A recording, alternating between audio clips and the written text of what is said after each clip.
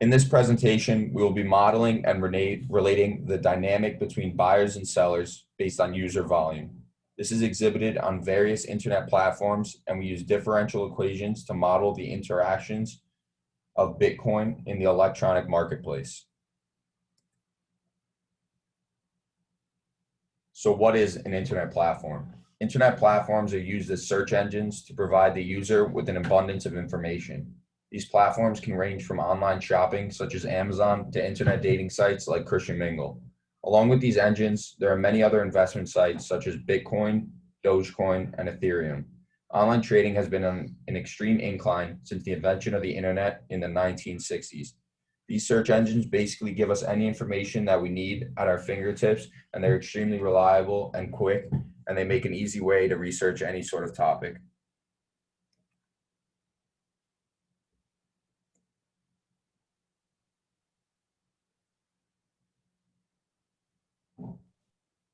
Since its original creation, the internet constantly needs to evolve in order to account for its growing amount of users. The internet took many years to perfect, as the first ever computers were very large and non-user friendly. The main obstacle of the internet was solved by the creation of a web of information. This new and interactive system helped normal people increase the amount of web pages from 130 in 1993 to over 100,000 in 1996. Its purpose of sharing information has evolved to cater to anybody's needs, slowly growing into our everyday lives.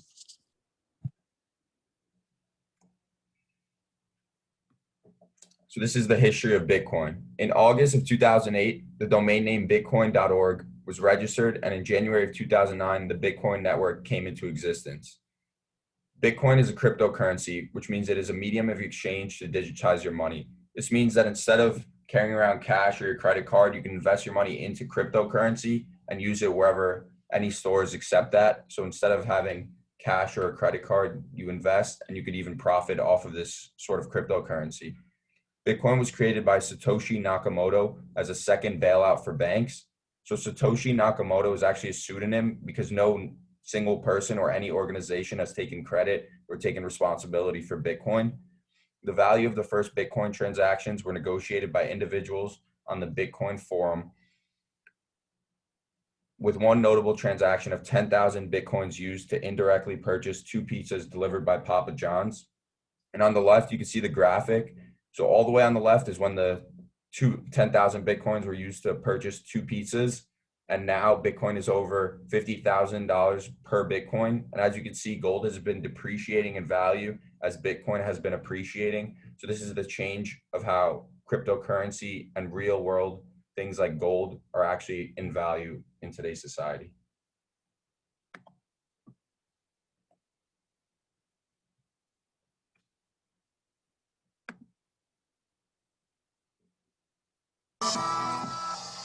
Say there's a coin that's currently worth hundreds of US dollars, but it's not made of gold or platinum or any precious metal. In fact, it's not the kind of coin you can hold in your hand or stick in a piggy bank. It's a digital currency, which means it only exists electronically. I'm talking about Bitcoin. Bitcoin doesn't work like most money. It isn't attached to a state or government, so it doesn't have a central issuing authority or regulatory body. Basically, that means there's no organization deciding when to make more Bitcoins, figuring out how many to produce, keeping track of where they are, or investigating fraud. So how does Bitcoin work as a currency, or have any value at all? Well, Bitcoin wouldn't exist without a whole network of people and a little thing called cryptography. In fact, it's sometimes described as the world's first cryptocurrency, and here's how it works. Bitcoin is a fully digital currency, and you can exchange Bitcoins between computers in a worldwide peer-to-peer network. The whole point of most peer-to-peer networks is sharing stuff, like letting people make copies of super legal music or movies to download. If Bitcoin is a digital currency, what's stopping you from making a bunch of counterfeit copies and becoming fabulously wealthy? Well, unlike an MP3 or a video file, a Bitcoin isn't a string of data that can be duplicated. A Bitcoin Bitcoin is actually an entry on a huge global ledger called the blockchain, for reasons we'll get to in a minute. The blockchain records every Bitcoin transaction that has ever happened.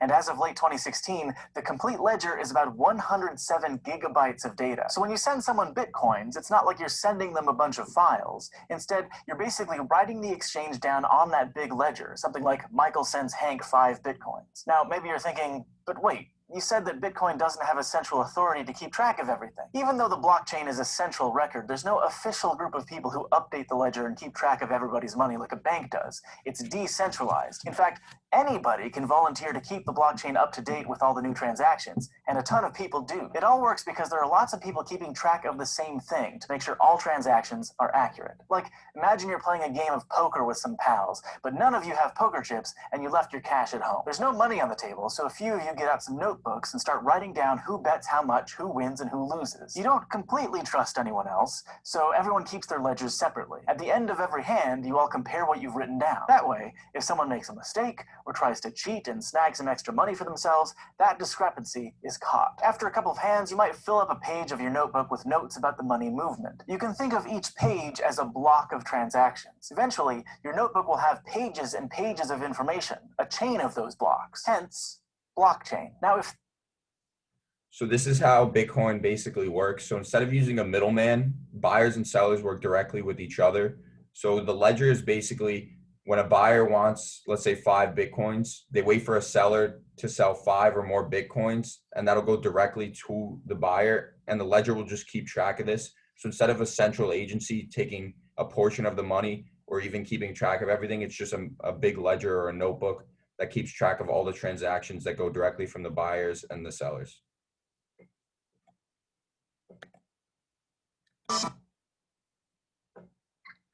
Modeling the dynamics of Bitcoin user volume. To model the presence in the online marketplace, we used SIMIODE, modeling the dynamics of the internet platform users volume. We took various differential equation functions and applied the variables, which I will list now. The X users are the buyers, whereas the Y users are the sellers in the Bitcoin electronic market. We then assumed that the repelling functions are linear, whereas the attracting users are repelling by some function W and V, which are called the attachment functions. V of Y shows how the X users, the buyers, are attached to the Y users, the sellers.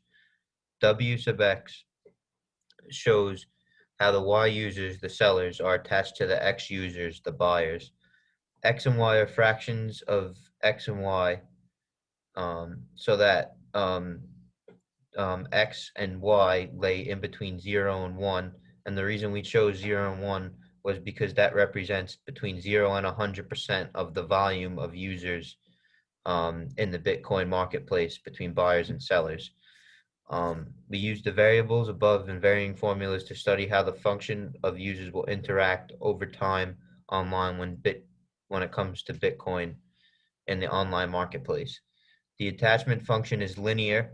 V sub Y equals Y and W sub X equals X when the relationship between the buyers and the sellers increases and decreases at a steady rate over time. For more popular merchants, such as eBay, the attachment between the buyers and the sellers is much stronger, so you would use the functions V sub Y equals the square root of Y and V sub X equals the square root of X to show the buyer and seller's volume over time. The reason you would use this one is because places like eBay or Walmart, they have a very steady flow of customers and a well-known base, so they tend to lose customers at a lower rate compared to what they gain, opposed to the standard flow functions. For the less popular platforms, you would use V sub X equals X squared and W sub Y equals Y raised to the 5th, because they have less exposure based on their performance.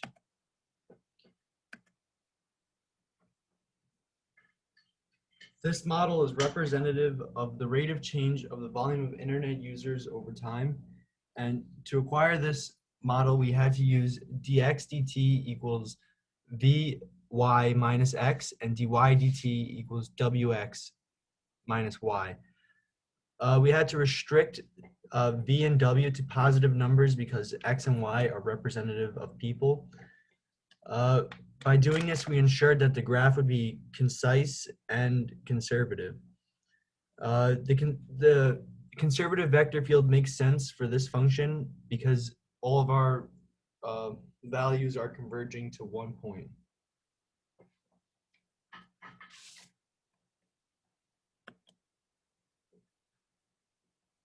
Model of an internet platform with the attachment functions.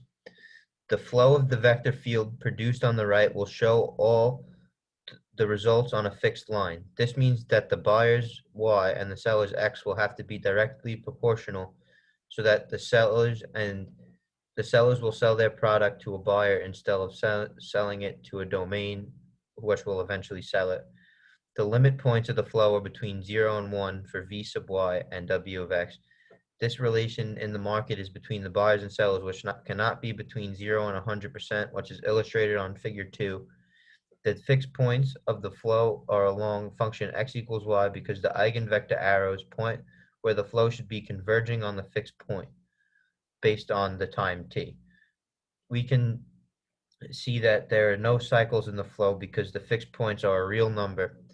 And so if you had a cyclical flow, that would be hyperbolic in nature and have imaginary roots, which would show up on the phase portrait to the right, but it did not because it was a fixed point. The eigenvalues for this equation are -2 and 0. The negative eigenvalues found above turns the line y equals x into an attractor. This can be seen as all the flows come towards the line y equals x.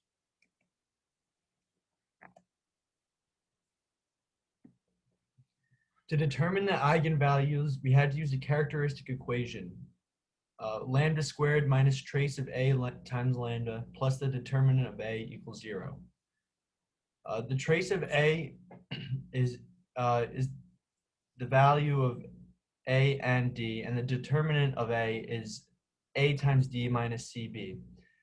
For questions 4.2 to 4.4, we use the characteristic equation lambda squared plus 2 lambda to determine the eigenvalues of -2 and 0.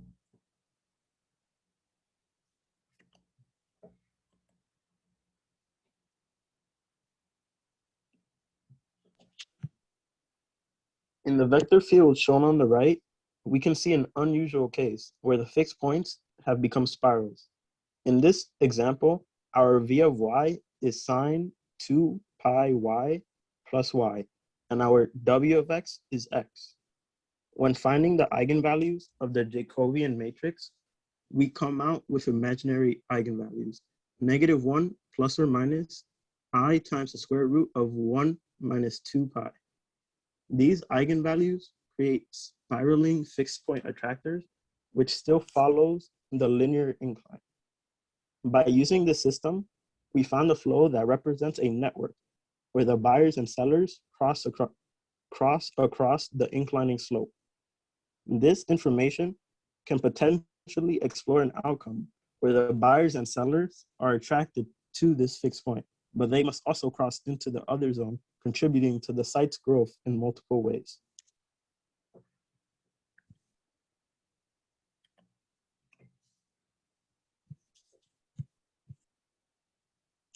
The growth of the internet depends on its growing community of users.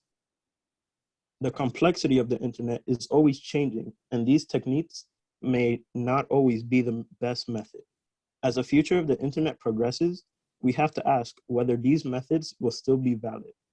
Through this simplified model of the evolving internet, we only covered a certain time frame and implication that was best suited for this method. Many modeling methods exist for the internet, such as using partial differential equations with the help of chainlet clusters. Whether these methods will prove useful in the long term is unknown, but their validity has yet to be contradicted.